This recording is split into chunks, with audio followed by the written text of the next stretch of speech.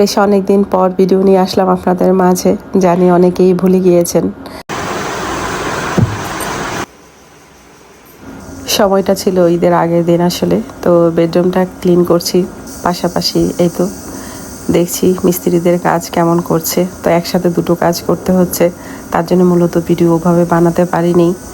যাই হোক, মেয়েকে নিয়ে রেস্টুরেন্টে গিয়েছিলাম, আর আমাদের এখানটার এই রেস্টুরেন্টটা বেশ ভালো, দেখতেও সুন্দর, খাবারের মানও মাশাআল্লাহ অনেক ভালো।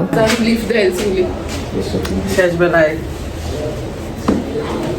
উপরে না আরো এই না উপরে উঠাইছে, এই যে উপরে উঠাইছে, এটা তো র ভিডিও, এটা উঠাই আমারও আছে মাইশামণি পার্স, আমার পার্স বুঝছি, এটা আমার পার্স, এটা মাইশামণি পার্স, আমার লোক শিখতে আমি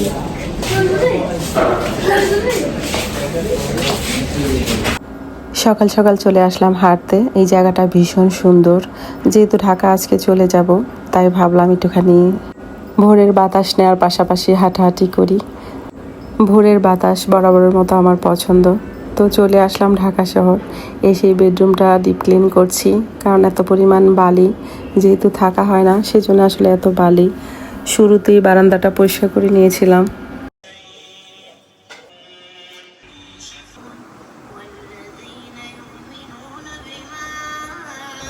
আসসালামু আলাইকুম, কেমন আছেন সবাই? আই হোপ সবাই ভালো আছেন। আলহামদুলিল্লাহ, আমরাও সবাই ভালো আছি। নতুন একটি ভিডিও নিয়ে আসলাম আপনাদের মাঝে, যদি ভালো লাগে চলুন কিছুটা পথ আমার সাথে। তো শুরুতেই ফার্নিচারগুলো মুছে নিয়েছিলাম, তারপরে আবার মুছতে হলো, বিছানাটা ঝেড়ে নতুন একটা চাদর পাতবো তাই। তো এই দিকে ফার্নিচারগুলো যতই মুছি আবার ধুলো আসছে, এর কারণ এখানে প্রচুর কাজ চলে আশেপাশে, আর সেই বালু একদম ভরে যায়, আর জানালা দরজা তো বন্ধ রাখা যায় না, যে পরিমাণ গরম পড়েছে। বন্ধুরা, জানি না কারা কারা প্রথম আজকে আমার ভিডিও দেখছেন। ভিডিওর কোনো অংশ যদি ভালো লাগে, আমার কথাও কাজে মন ছুঁয়ে যায়, তাহলে আমার পাশেই থাকতে পারেন।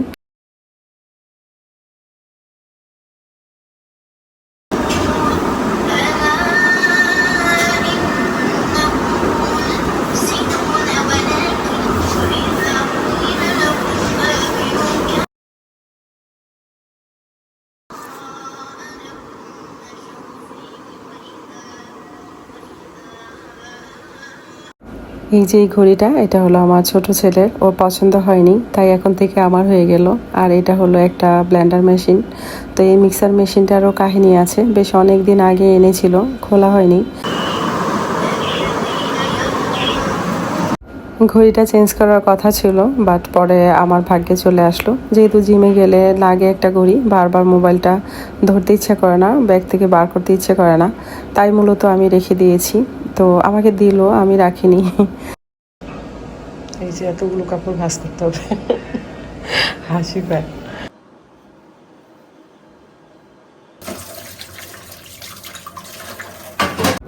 একটা সময় ছিল যখন একা একা সব কাজ করতাম, তখনই আসলে ভালো ছিল। কাজের মানুষ যখন নিয়ে নিই তখন আসলে আরেকটা জ্বালা হয়। নর্মালি যারা কাজ করেন ছোটা, তাদের কাজ ছাড়াও কিন্তু আমার অনেক কাজ থাকে, রান্নাবান্না, ঘরটর গুছানো, আরও কত কিছু। তো এগুলো তো আমারই অনেক কাজ, তার উপর বুয়ার যে 3টা কাজ, সেটাও যদি ঘাড়ে পড়ে তাহলে বুঝতেই পারছেন আমার অবস্থা কতটা খারাপ হতে পারে। আমার শখের একটি প্লেট এই তো ভেঙে গেল, আসলে বুঝতে পারিনি নিচে রাখা ছিল, ধুইতে গিয়ে দেখি একদম ভেঙে ফেটে আছে, একদম আপনা আপনি। হালকার মধ্যে ঝাপসা একটা কষ্ট পেলাম। মেলা থেকে নিয়ে এসেছিলাম প্লেটটা। তো যাই হোক, ভেঙে গেছে তো গেছে, হয়তো সব কিছু মেজে একসাথে রেখেছি আর তার মধ্যে নিচে ছিল, কীভাবে যেন ফেটে গেল আপনা আপনি। তো সেটার জন্য একটু খারাপ লাগছে মনটা। তো পরপর সবগুলো ফার্নিচার থুকু, সবগুলো প্লেট, হাঁড়ি পাতিল ধুয়ে নিলাম। আজকাল ভয়েস দিতে গেলে তোতলাই, যেহেতু ভিডিও সেভাবে বানানো হয় না, মনে হয় রিজনটা এটাই। আর বিভৎস গরম, লাইট পাখা সব কিছু অফ করতে হয়। এখন অনেকে হয়তো ভাববেন যে পাখা অফ করতে হয়, লাইটটাও কেন? কারণ লাইটেও না আমার কাছে গরম মনে হয়, যে গরমটা বেশি লাগে, তাই অন্ধকারের মধ্যেই ভয়েস ওভার দিতে হয়। প্রত্যেকটা হাঁড়ি পাতিল ধুয়ে নিয়েছি আগেই, আর এই প্লেট গ্লাসগুলো এখন অন ক্যামেরায় ধুলাম। আসলে এই পরিমাণ জমে কি বলবো। যাদের ঘরে ছোট ছোট বাচ্চা আছে, প্লিজ আপনারা ছোট থেকেই কাজ করা অভ্যাস করাবেন, কারণ বাচ্চাদের অভ্যাস না করালে পরবর্তীতে নিজেরই কষ্ট হয়। যতটুকু সময় আপনার কাছে থাকবে, সামান্য একটু হেল্প ওরা করবে না, ওরা এটা ধরেই নেবে যে মা হলো মোর দেন কাজের বুয়া, মাই এটা করবে। আমার ভিডিও সবাই দেখে, তবু আমি বলছি এটার মতো কষ্ট আর হয় না। আমি যখন অসুস্থ হই তখন সব থেকে বেশি আমি কষ্ট পাই, ওরা নিজেরা চলতে পারে না, সেটাই। আমাকে নিয়ে আমি ভাবি না, ওদের কথাই আমি ভেবে আরও বেশি কষ্ট পাই। তাই সবাই যার যার জায়গা থেকে বাচ্চাদের কাজ শেখাবেন, যেন ওরা অনায়াসে করতে পারে। বাবা মা অসুস্থ হলেও যেন বাবা মাকেও সাহায্য করতে পারে, সেবা করতে পারে। নইলে দেখা যায় ওদের টেনশনে বাবা মা আরও অসুস্থ হয়ে যায়। যাই হোক, প্রত্যেকটা জিনিসই গুছিয়ে গুছিয়ে রাখছি। ধোয়া যেমন কষ্ট, গুছিয়ে রাখা কিন্তু আরেকটা কষ্ট। এই যে গুছিয়ে রাখা, এটা আমি নর্মালিই করে থাকি, এটা তো আর বুয়ার কাজ না। কিন্তু তবুও যদি বুয়ার কাজ আর আমার কাজ পাশাপাশি হয়ে যায়, তাহলে বুঝতেই পারছেন কতটা চাপ যায় আমার। যাই হোক, আলহামদুলিল্লাহ, কাজ যেহেতু জানি তো কষ্ট হবে, বাট পারবো না এমনটা হবে না কোনো দিন, ইনশাল্লাহ। তো রান্নাবান্না মোটামুটি আমার আলহামদুলিল্লাহ ডান, তাই আসলে ওরকম একটা চাপ নেই। আমার মনে হয় পৃথিবীতে সব থেকে বড় কাজ হলো রান্না। যখন রান্না কমপ্লিট, তখন সব কিছুই কমপ্লিট। আর একটা গৃহিণী সমস্ত কাজ বাজ করে যখন নিজেকে একটু সময় দিবে, তখন আরেকটা দোষ এসে দাঁড়ায়।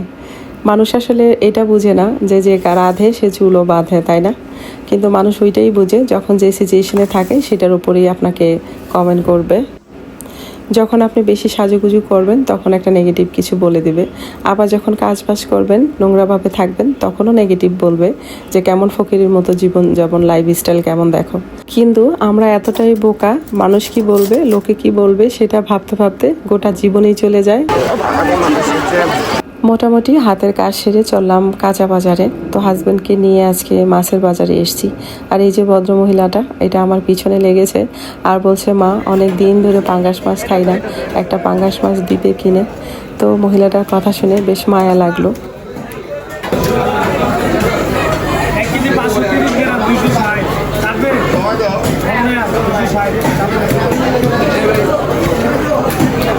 কাইটা দিবে, কাইটা দিবে না এমনি আস্ত নিবা? না, কাইটা দিবে। আচ্ছা যাও ওইখানে।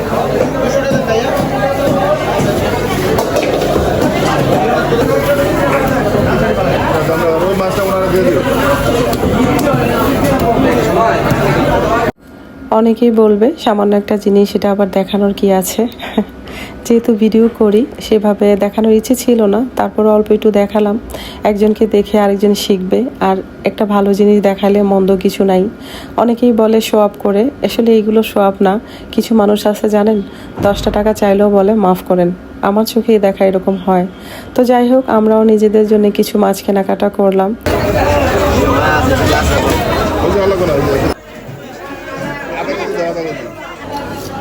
আমাদের এখানে এসে বেশ অনেকেরই দেখি ভিডিও করে, এখানে কোনো ব্যাপার নেই। অন্যান্য জায়গায় অনেকে তো বলে যে তুমি ভয়েস ওভার দাও, ভিডিও করো, এটা আমার দেখেই লজ্জা করে। ভাবুন ওরা কত লজ্জাওয়ালা মানুষ। কবুতর এখন এইটা ক্লিন করা লাগবে আর কি, আর চিংড়িটা। আর এখানে এইগুলো কাটা কেটে নিয়ে আসছি। আজকে একটা মজার ঘটনা হয়েছে ঘর।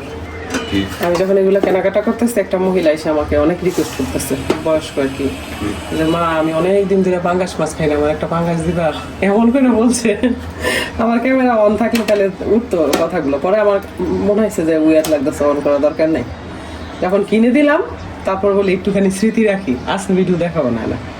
মানে এত কাকুতি করে, এত বৃদ্ধ মহিলাটা বলে অনেক দিন ধরে পাঙ্গাস খায় না, অথচ আমরা কিন্তু পাঙ্গাস খাই না, তাই না? তো ভাবলাম থাক, মহিলাদের দিই, পরে দিলাম একটা। ভিডিও দেখলে বুঝতে পারবা। তো এগুলা কিনি তখন আর কি, সে তো আর বড় আহামরি মাছ চাই নাই, তাই না বলো? পাঙ্গাস মাছ চাইছে, আর এটা তো অত টাকাও না। যাই হোক, যেটা দিছি তারপরে সেটাও সে খায় না নাকি অনেক বছর ধরে, তার কাছে এটা অনেক কিছু, তাই না? যা রান্না করবো রেডি করে রেখেছি, এবার নামাজ পড়ে কোরআনটা পরে আবার আসবো, বেলা অনেক হয়ে গেছে।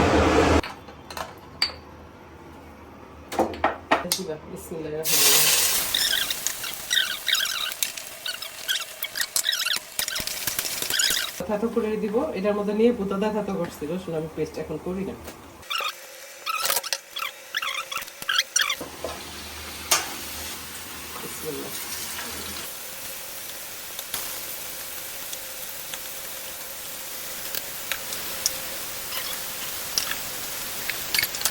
সুন্দর করে কষিয়েছি, তো এইগুলো করতে এত দেখে দিই, এটা বললে হবে না।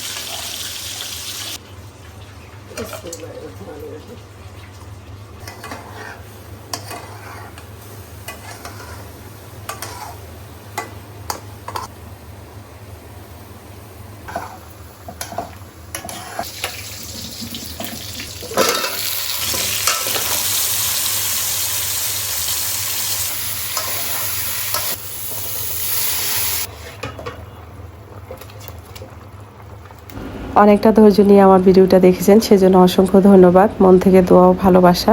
তো রান্নাবান্না শেষ, ভিডিও আমার শেষ, আমার জন্য দোয়া রাখবেন, আমিও সবার জন্য দোয়া রাখি। সবাই ভালো থাকেন, আল্লাহ হাফেজ। কবুতরের গোস্ত সামান্য একটু ঝোল ঝোল রেখেছি, আবার একটা জাল হবে তার জন্য। ও মা ও পরিষ্কার। আর এখানে তো এই যে উস্তা। তো আলহামদুলিল্লাহ রান্না আমার ডান, এবার ঢেকে রেখে দিই। ঢাকি